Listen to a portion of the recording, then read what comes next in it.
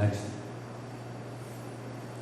These are some of the anti-smoking cards that he produced. Next. Prohibition cards. You got Edison there, he was an ardent prohibitionist. Anybody watch the PBS series Prohibition? No. Next. Okay, these are feel-good cards, have all kinds of sayings and uplifting terminology. Next. Okay, what happened to him? Martha Cookingham died in 1923, he was buried in Union Cemetery. Augustus died in November of that year. He is buried at the Crum Elbow Rural Cemetery. And Llewellyn Palmatier died in 1929. The burial location is unknown. Next. So where is A.T. Cookingham? Where is Crum Elbow? That's the meeting house. North Quaker Lane. The what house? North Quaker Lane. Meeting house. Yeah. Quaker Meeting House. Oh. Okay. Quaker Meeting House. The interesting thing is that when A.T. Cook died, he was so well known by his business name, A.T. Cook, that when he did pass away, his real name wasn't even mentioned in his obit. And his tombstone, Carmelo Cemetery, North Quaker Lane. Let's see, we had a question about that. Let's see if we can read it. No, can't read it. Sorry. Oh, there was a question about, where she? Yeah, he's buried in Crum Elbow Cemetery, where the Crum Elbow Meeting House is that I was talking about. And I claimed that stone because people were asking about him and you couldn't read it. And there's a line on the bottom that seems very cynical, but I don't know what he meant. Yeah. Like life is like whatever. Like it didn't make any sense to me, and I just wondered if you might know. That I don't know, but then you got my interest up Yeah. to look at it a bit more. Okay. Okay, next. And this is the sources that we came up with. Next. Okay, there's 19 Main Street today. That shed is still there. And we're looking closely. This is a stereo view titled Feeding the Birds, produced by A.T. Cook around 1880 or so. That shed, remarkable. Looks the same thing. That's where Patsy Costello lived, right? Yes. 19 or 17, I don't know. Yeah, That's her barn. that's her house. That's her barn. Okay, and next, and final. Next to her. Next. And of course, the suite building where he did most of his business. And basically, that's it. Thank you very much.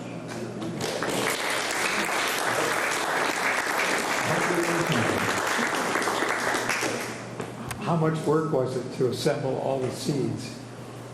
I would say a month or more, doing the research and assembling the material. No, I'm talking the seeds. We're thinking about the industrial process of getting the seeds and getting them in all the packets. Yeah, I mean, if he was a rich man, that must have been an awful lot of packets. yeah.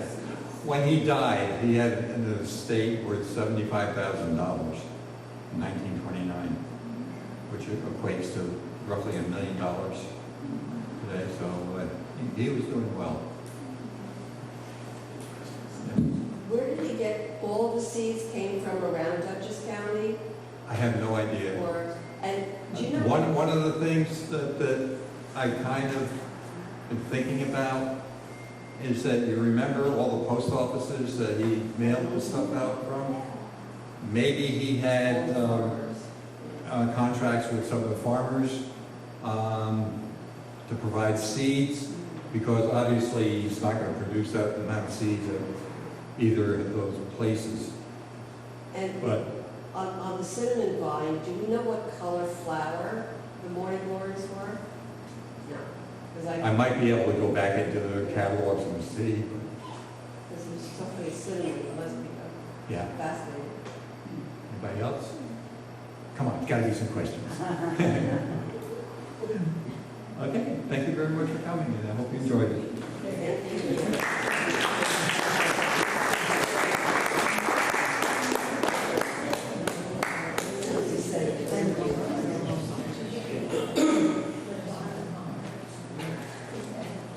I failed to first meeting of autumn, and I just can't believe that, we're going to be closing out September already and heading into the last quarter of the year.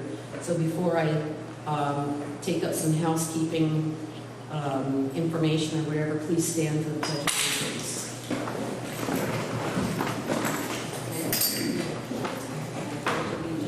To the flag of the United States of America, and to the republic for which it stands, one nation, under God, indivisible, with liberty and justice for all. Thank you. So I always have to have a few minutes. And last month, we had a great meeting at a private residence here in Hyde Park at the Dampiers, and we had a great turnout, and it went really well.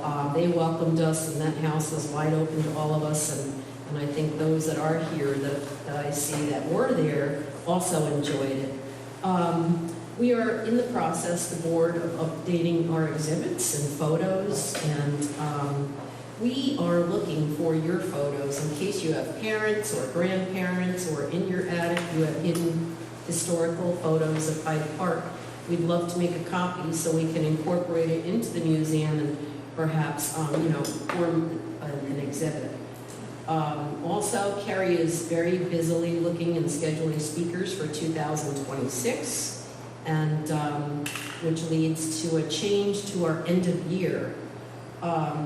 Our last meeting of the year in November, we're going to be at the Wallace Center. And I'm not going to talk about that now. You'll get it in your email. But we're also, in October, I'm going to have a members-only meeting here at 6 o'clock. And we'll send you an email and let you know what that's all about. Do you have a date for that? October 21st.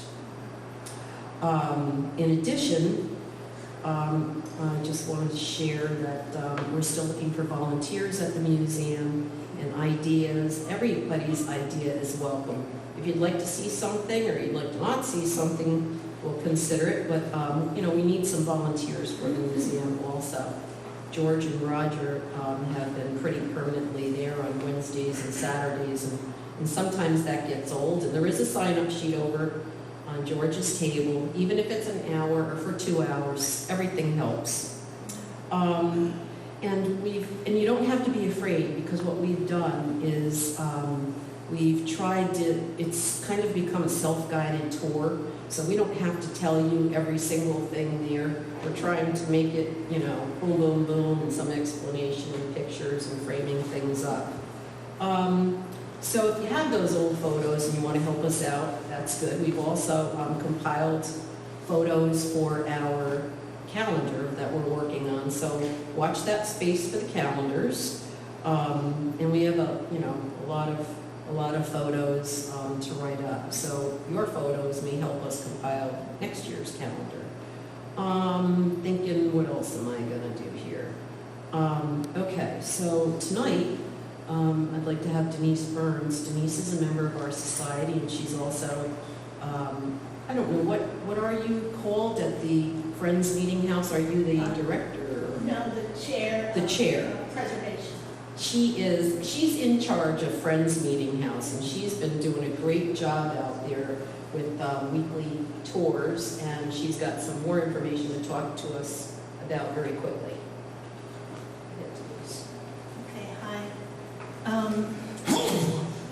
Crum Elbow Meeting House on North Quaker Lane collaborated with 3 other meeting houses in Dutchess County, in Millbrook, Pauling, and Clinton, and we got a grant to give tours. So we've been giving tours the first Sunday of the month. The next tour is October 5th, and then after that, November 2nd. And we would enjoy some people from Hyde Park coming. This meeting house is representing Hyde Park Historical Society for the Rev 250 event that Dutchess County has.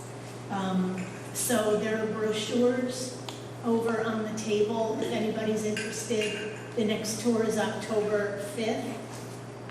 And it's not just a tour of the meeting house, it's museum banners describing our local history. So each meeting house will describe stories specific to their meeting house. So in 1777, a British fleet came up the river and docked in Hyde Park. The following year, in 1778, Crumelville Meeting House started meeting in people's houses. And that's the story that we tell. That's some of the history. So it would be nice to see people from Hyde Park. Thank you. What time is it? Sorry. I'm sorry, I didn't say that. It's noon to 4. It's open house in each meeting house. You can come anytime. I would say it takes about 20 minutes to go through. Is this still operating as a meeting house? It's not. Okay. No, it's more or less a museum. People do use it. The Poughkeepsie Quakers do sometimes have meetings there. Thank you. Thanks, Denise. Larry he has talked to us once already this year, so he's no stranger to the Historical Society. Lawrence Laliberte is no stranger to us, and he's the curator, historian, librarian for the Hudson Valley Railroad Society, and has been a member of the society for over 40 years. He's a retired Verizon repairman who was assigned to Hyde Park in the 70s and has observed many changes in the years that followed. And tonight he's going to talk to us about something a lot of you may know nothing about, which is going to be quite interesting, A.T. Cook. And I'm not going to say any more. I'm going to let Larry come up here and talk about it. So please welcome Larry.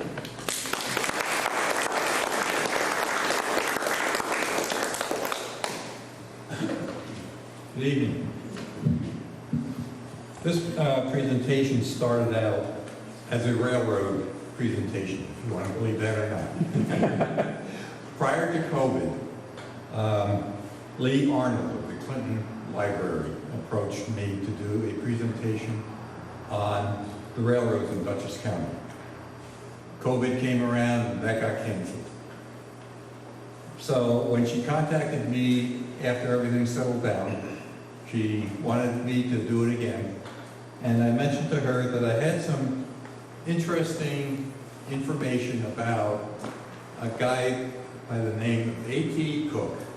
And he was born in the town of Clinton and ultimately moved to Hyde Park and was selling seeds. She kind of got intrigued about it, and she said, yeah, that sounds great. And so we scheduled it several months in advance. The only trouble was I had very little information on this guy. And that encouraged me to deep dive into newspapers and other areas. I'm a postal historian also, and I had a few what we call covers or advertising envelopes as a starting point. The only information I had at that time was that he had never married, he sold seeds, and he liked to travel around the county. Some of which I debunked. Whatever. Okay, so let's get started.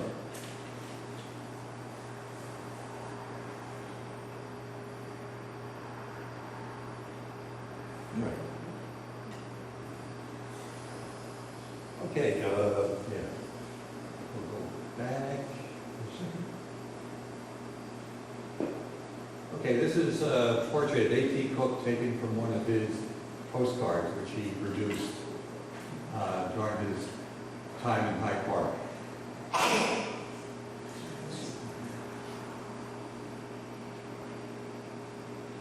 He was actually born in Clinton Corners and moved to Hyde Park. A brief biography of business and his postcards. You see his trademark, if you can read it. A.T. Cook.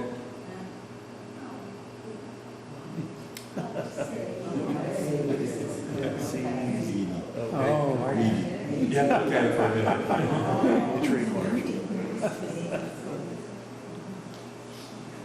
Okay, he was born in the town of Clinton in 1854, and this is where his father lived. You can see his Theodore Cookingham.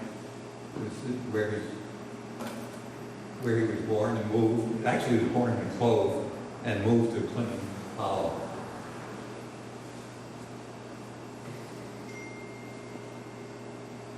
(1875) New York State Census. For those of you who don't know, the federal census is done on the decade year, 0. New York State at that time conducted its own census on the 5-year. So you can see the top line, Augustus and Martha is listed, and Theodore, other family members are listed there also. Let me read. Have a second here. Okay. Theodore married Martha J. living in their own house, but near their parents. The parents listing Theodore, his wife, Jane A., Tremont, a nephew, Ida C., a niece, Ida J., another niece, and Theodore listed as a farmer and insurance salesman.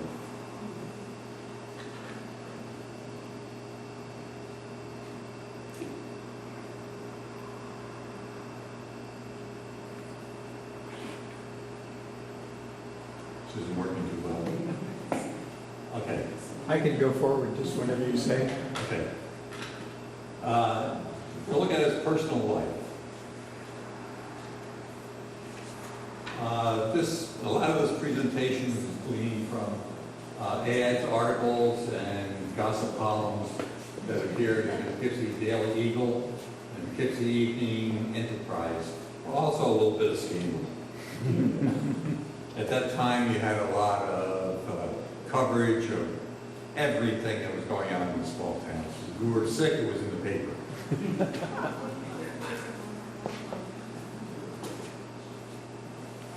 Next. Okay.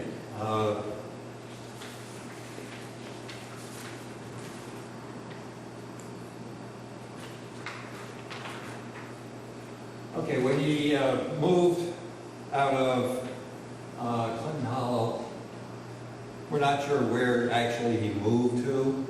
I have conflicting information. There's a time where Rock City. I have evidence of him being there, but we don't know. Anyway, by 1888 to 1909, we have a reference here from the newspaper clipping that he rented a house on Main Street, which is 19 Main Street, and this is a postcard dated 1906. The building on the right is now the town hall.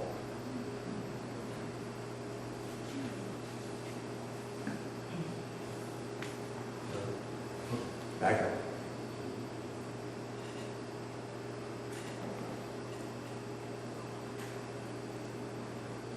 Back up. Derek? One more. Now go forward. I'm sorry. Forward? Okay. All right, we're good. The first reference for A.T. Cook that appeared in the Poughkeepsie Journal with reference to Hyde Park was when he purchased the safety bicycle. You can see that there's an advertisement for the Poughkeepsie firm for the Lovell bicycle. Hyde Park had a bicycle club which was established around 1884. Okay? Too much. Like automobiles and whatever in the early period, So- had all kinds of options, okay? If you wanted solid tires of $85, that was probably the standard at the time. Cushion tires, which is probably pneumatic, no, pneumatic is even better. But you can see the conversion to today's dollars as to what it would cost. Wow. Expensive. They were expensive. Okay, next. Big news. Okay. A.T. Cook rented, as I said, on Main Street, and he rented a couple of buildings, barns, because of his business. He needed the space, and in 1895, in that time period for a couple of years, there was an arsonist loose in Hyde Park, and one of his buildings, fortunately, was empty at the time. Okay, next. Okay, the Wicked Bicycle. This is where I'm going to read a rather lengthy article. Okay, the Wicked Bicycle causes Mrs. Cookingham to seek separation. Very unusual at that time. Says her husband took long rides with pretty Luella Palmatier. They attended church fairs and made Mrs. C stay at home. Luella is 20 years old and Mr. Cookingham 30 years her senior. Okay, in Hyde Park. 25 years ago, on November 17th, Augustus T. Cookingham and his wife, Martha J. Cookingham, were married. Since that time, the bicycle has become a most popular sport, and now this wicked machine has caused Mrs. Cookingham to seek a separation from her husband. Augustus Cookingham is about 55 years of age and resides in Hyde Park. He formerly lived in the town of Clinton, and since going to Hyde Park, he became engaged in the seed growing business. It is said he had many customers, and most all of his orders were received and filled through the mail. In 1893, his business increased so that he found it necessary to engage an assistant. He decided to employ his niece, Miss Luella Palmatier, an attractive young lady of about 20 years. She was to assist in filling the mail orders and also help Mrs. Cookingham with her household duties. The remainder of the story is best told by Mrs. Cookingham in the complaints.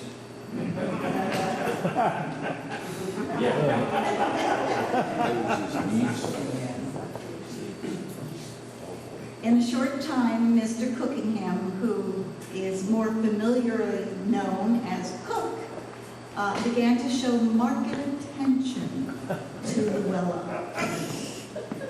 He spent a great part of the time with his pretty niece, and all the spare moments he had would be by Luella's side. I stood it as long as I could until he began to caress her and take these very long bicycle rides.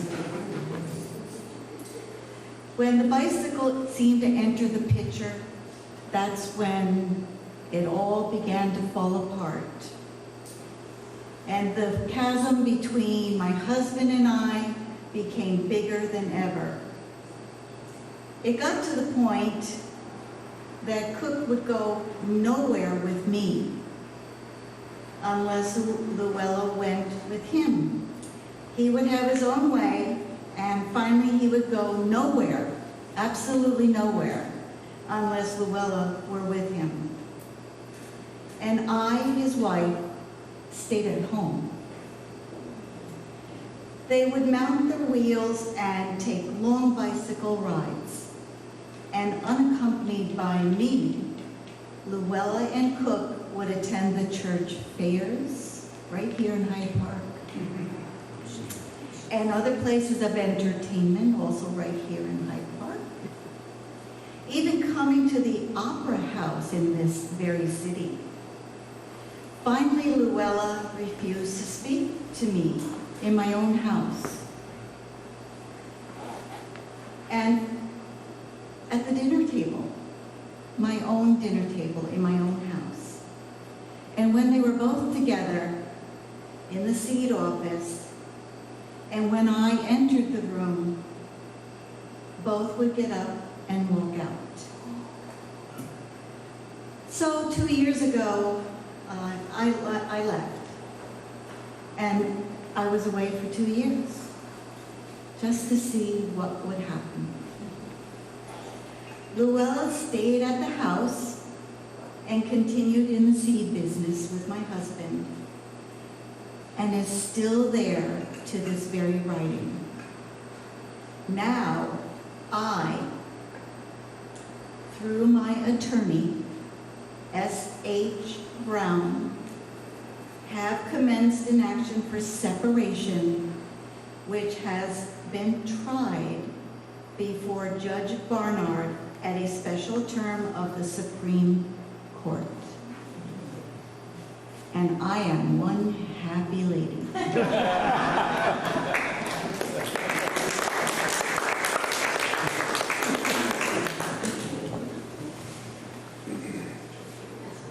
At the conclusion of the trial, separation was granted.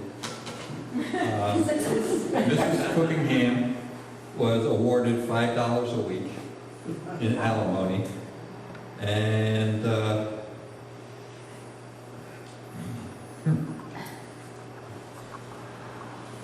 obviously she moved out. Anyway, okay, next slide. Can you back up for a second? You have 1900 census. You can see on the top line, you have A.T. Cookingham, Palmetier on the bottom line of the first group.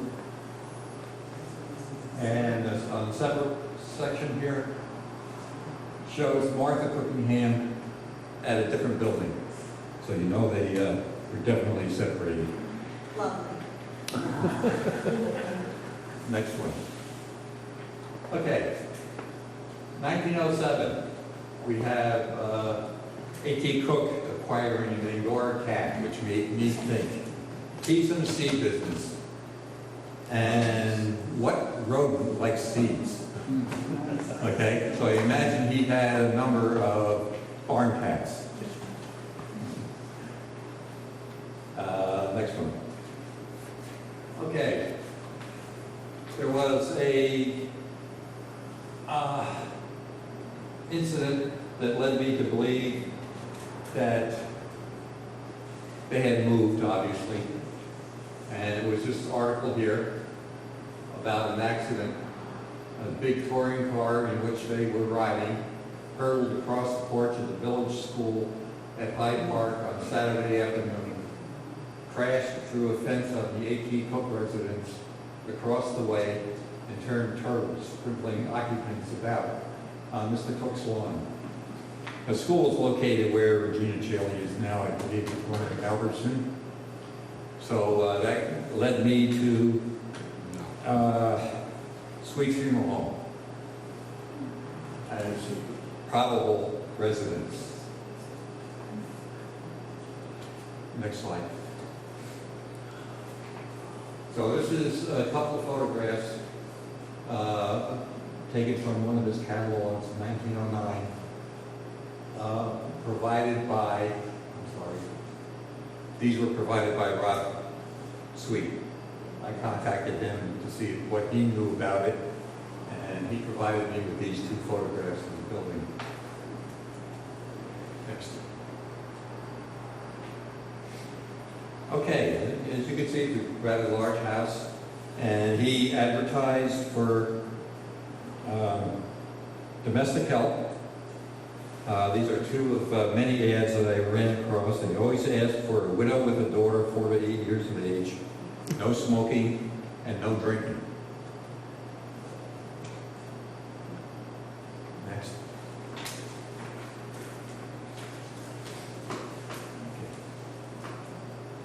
A.T. Cook was noted for wandering around the county and having a lot of contacts. One of them apparently gave him information about Go back.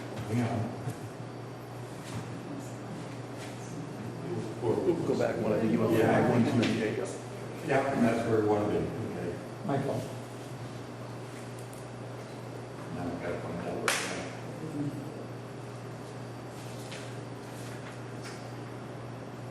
Okay, here we go. Okay, 1910. Curtis was developing his airplane, and he was going for a long-distance record, flying from Albany to New York City. And A.T. got wind of it.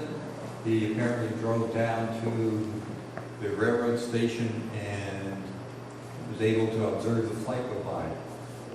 This was such a big deal that the New York Times devoted no less than 6 pages of coverage to the flight.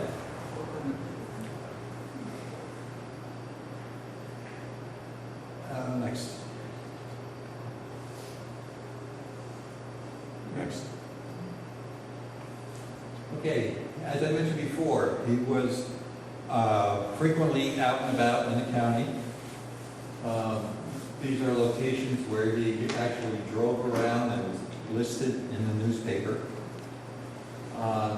This particular photograph is in his Winton car. He's getting fresh air kids who were up from the city for the summer, ride in the car. He was later selling it. He lists all of the extras that he had to order when he bought the car. He had to order a top, a windshield, a speedometer, lamps, horns, whistle, a clock, and tools. And at that time, you could buy it for $400. What do you notice about that car?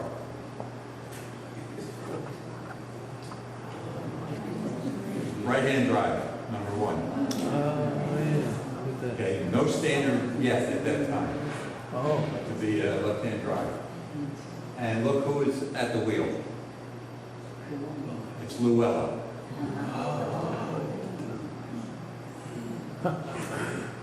And that's AT next to it? AT on the right, Okay. to the right of Luella, Yeah. Oh, there he is, okay. next door. This is a photograph taken at Dover Stone Church. It looks like the printer ran out of ink when this was being produced, and I haven't been able to locate the original, despite my attempts to contact the Dover historian. Anyway, you've got Luella here in her chauffeur's uniform, and that's A.T. Cook. And there's an unidentified person here.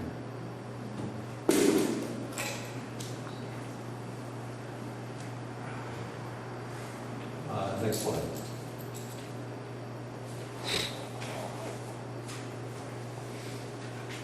Okay, letters to the editor.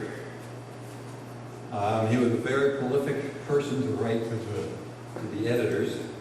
Some of the topics he wrote about, he was against the design of the Ashokan Dam. He was against daylight savings. He was for women's suffrage. He was for prohibition and William Jennings Bryan.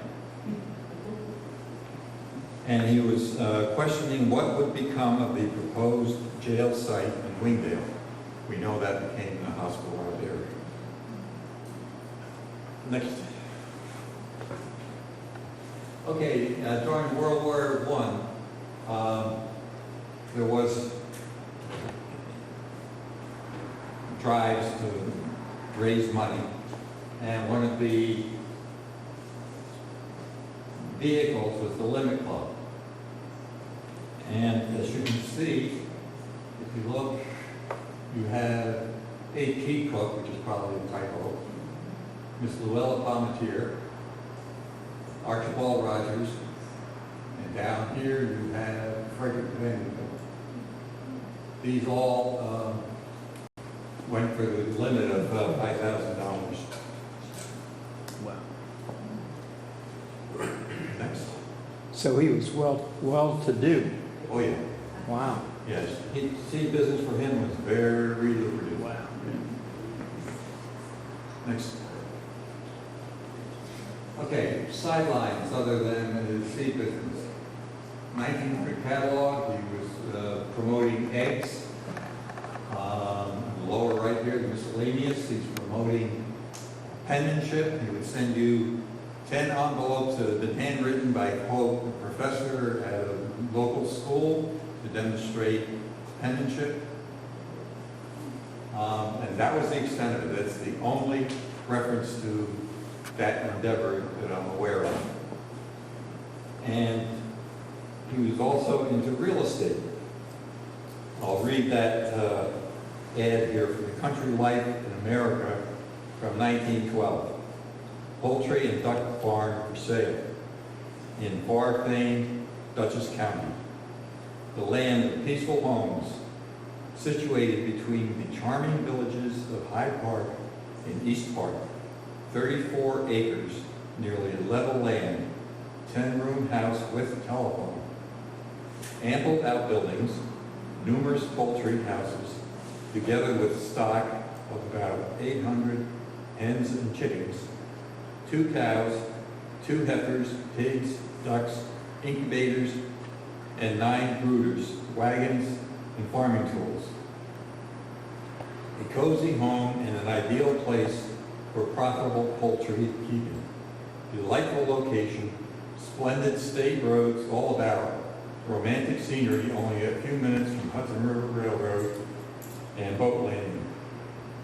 A beautiful large mill brook runs through the entire place with fine fishing, 2 grand sites for dams making picturesque lakes with abundant water power, has advantages almost impossible to be duplicated. Farm will be sold with entire stock and pictures mentioned for $3,500 net cash. Possession given immediately. A.T. Cook, agent. Next.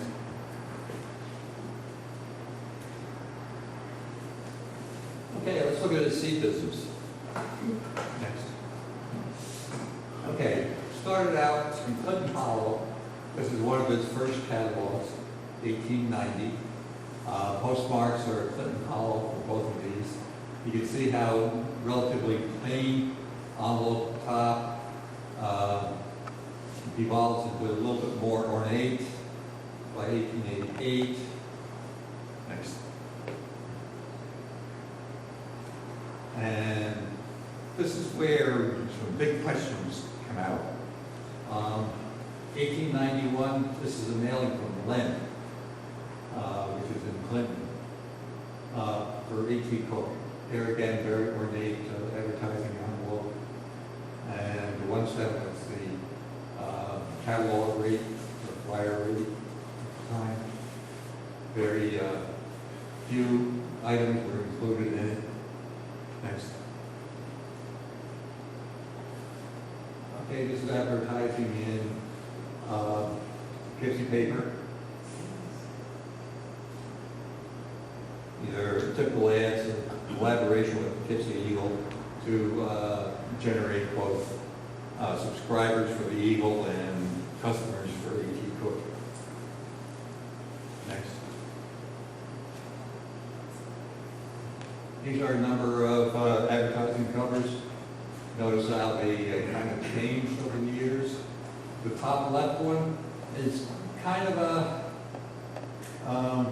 question mark also. It gives you the feeling that they printed up mailing labels and the dressograph hadn't been invented yet.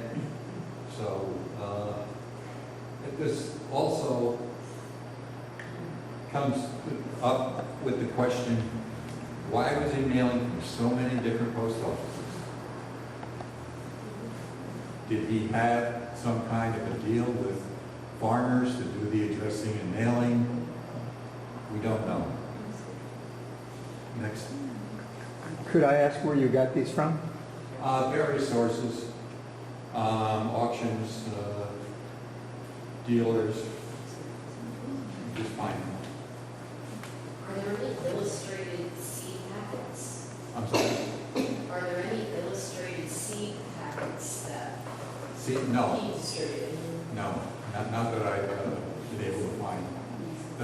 I have one seed packet, which dimensions is about 1 inch by 2 inches. Wow. Okay, and it's very plain, just type Okay. stuff on it.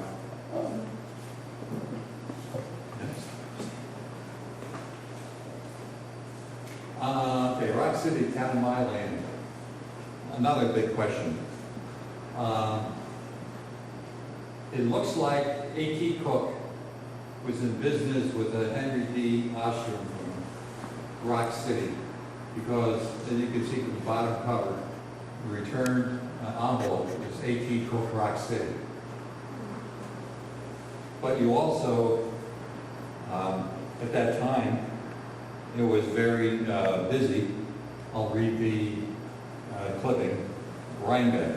The post office force has considerable extra work now owing to the heavy mails of A.T. Cook Seed House of Rock City. The Rock City mail passing through the Rhinebeck office. Over 1,000 letters have been forwarded to the firm past week, while many pouches of matter is sent out by the concern every few days. Next.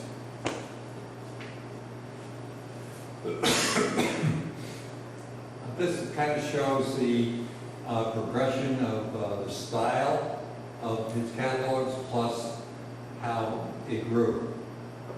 1896, you had 20 pages. 1900, 24. 1905, 36.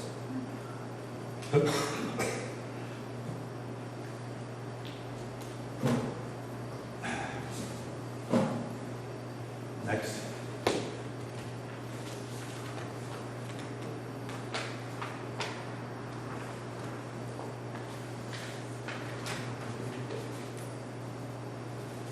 Okay,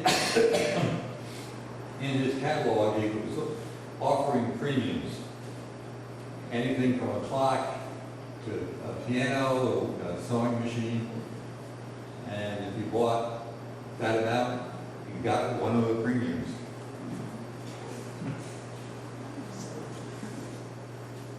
Next. Okay, seed sources.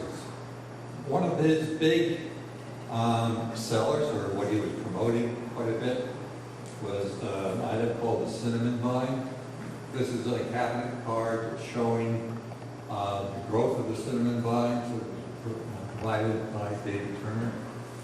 And on the back side, you can see it was cinnamon vines hedge on screen grown by A.T. Cook of Hyde Park.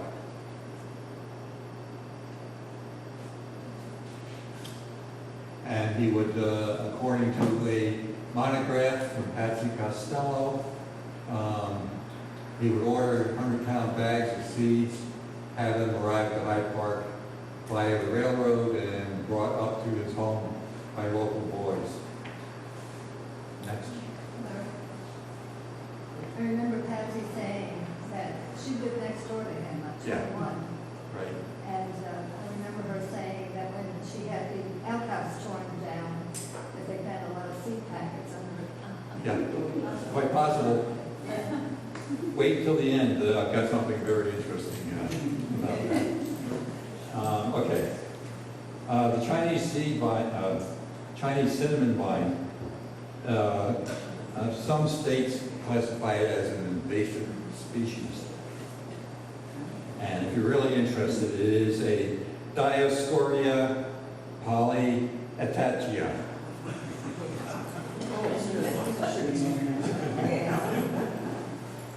Next. Okay, this is one cover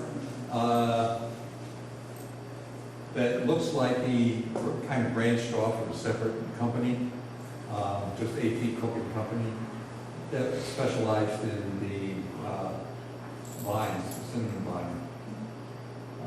This is a card that was in that envelope that was returned to him, complaining about the viableness of his vines, saying that they couldn't sell them, so she was returning them. And that's a back cover 1922 catalog showing the cinnamon vines going crazy. Okay, next.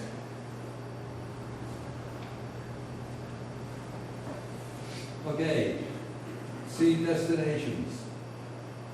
He sent seeds all over the world. Australia, Great Britain, China, West Africa. This one in particular at the top, the General Seaman, Mr. A.T. Cook, sent a package by parcel post the other day to West Africa, and it contained 500 postal cards, seeds, and 4 settings of eggs. What a setting is of eggs, does anybody know? Okay. So he was going all over the world. He received seeds from China also, so quite prolific in that respect. Next. Okay, this is from the 1911 catalog. It's a view of the Sweet House now, but this is what it looked like back then. Next.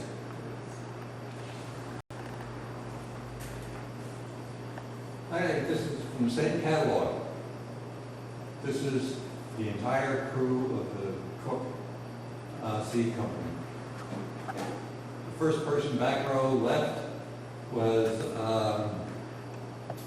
where do we have here?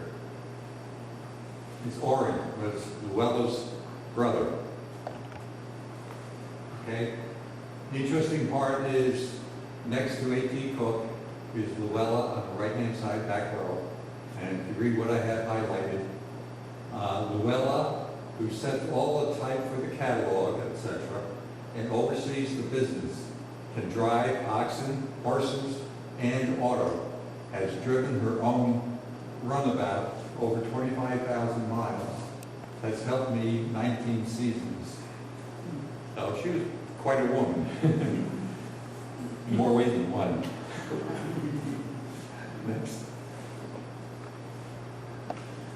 Okay, now we're going to look at his production of postcards.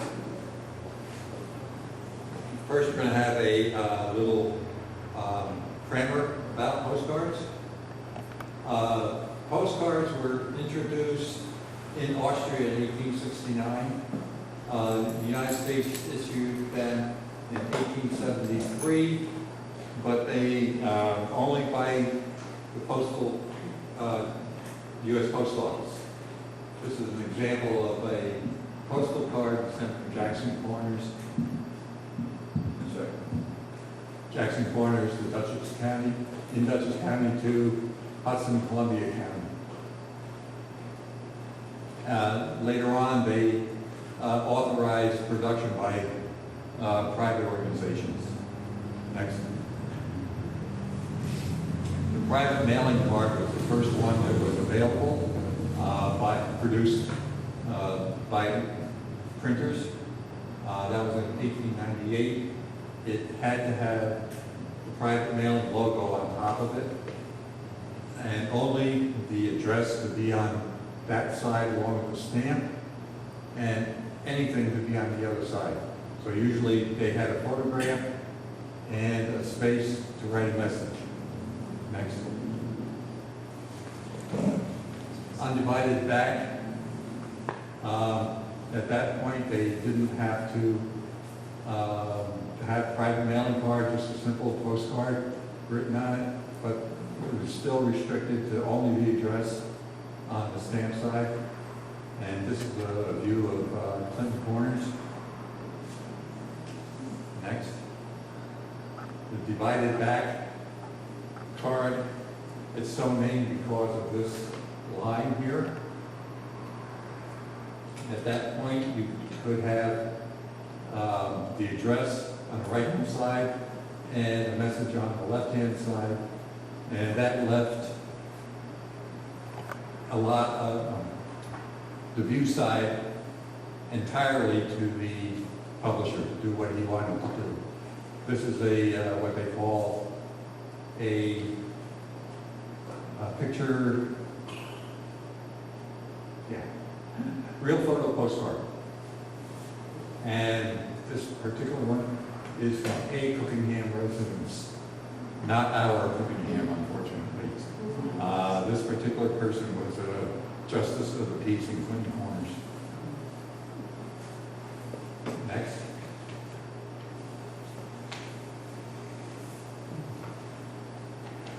Okay. 1904 was when A.T. Cook decided he was going to go into postcards. And this is a solicitation in a publication called The Peacemaker in Court of Arbitration. He was looking for people to come up with sayings and whatever topics for his cards. Next. Okay. When he started publishing cards, it was during the undivided back period. He collaborated with a designer called J.O. Polapart, who was from a village east of Hartford.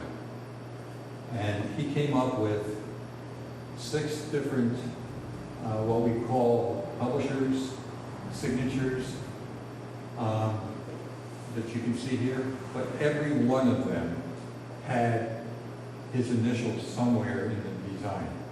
As you can see, I've got them pointed out here. These are 2 of them. Next. These are 2 more. Next. And these are the last 2. And you can see this is what we call the stamp box, rather fancy. Next. Okay, publisher's marks during the divided back period. Only that postcard insignia was used during that period of time. No artist initials on that particular card. Used on multicolored cards. We were plain stamp box. Next. These are some of the monochrome cards.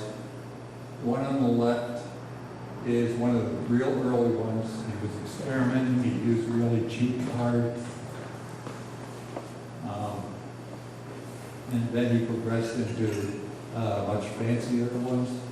The one on the right is a Hobart card. All of his designs have his